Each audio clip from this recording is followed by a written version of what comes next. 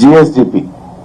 BRS పాలనలో GSDP వృద్ధి rate 12.5%, 12.5%. ఇవాళ బట్టి గారి ప్రసంగంలో జిఎస్డిపి వృద్ధి రేటు ఎంత చెప్పినారు? 25-26 సంవత్సరానికి 10.7% అని చెప్పారు.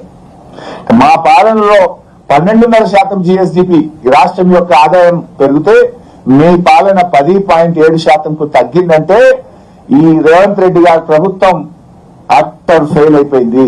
పాలనలో మీరు ఫెయిల్ అయ్యారు. మీ తుగ్లక్ పనుల వల్ల, మీ హైడ్రా, మీ కూల్చివేతలు, మీ కరప్షన్, మీ పరిపాలన వైఫల్యం వల్ల రాష్ట్రం యొక్క వృద్ధి రేటు 12.5 నుంచి 10.7% తగ్గింది.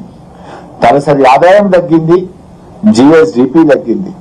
Is it not the failure? ఇంకా సిగ్గు లేకుండా బలలు కొడుతున్నారు. పోయినసారి ఇట్లే బలలు కొట్టిరు. ఇందిరమ్మ ఆత్మీయ భరోసా ఇస్తాం అనగానే కొట్టుడే కొట్టుడు. బట్టి గారి మాటల్లో ఒత్తి పలుకుడే ఉంది తప్ప చేతలు మాత్రం మూగబోతున్నాయి.